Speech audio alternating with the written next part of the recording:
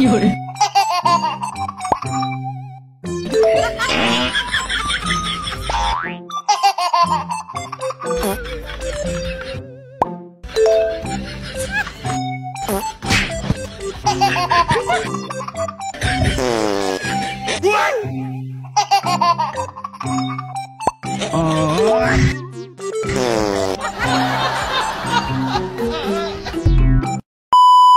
Habang may buhay, may pag-asa. habang may buhay, may Pag-asa. pagsubok.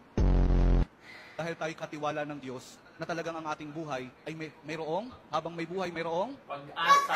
habang may buhay, may Pag-asa. pagbangon. Kung hayaan na kapag meron kayong pinagdaraan ng pagsubok, ay hindi kayo babangon. At kapag mayroong pagsubok at mayroong pagbangon, saka pa lang natin maunawaan na talagang ang ating buhay, na habang may buhay, may Pag-asa. habang may buhay, may Pag-asa. pag-ibig. Saka pa lang natin mauunawaan at matatanggap na talagang habang may buhay, may ayaw nyo nang sumagot.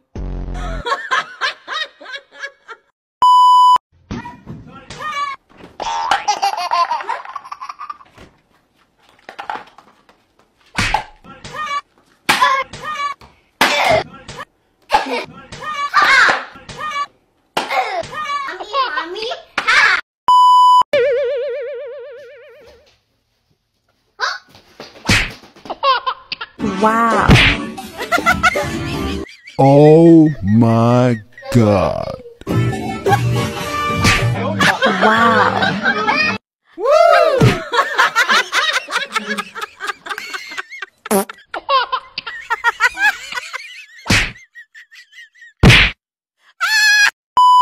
Uy, Daddy, sa mami.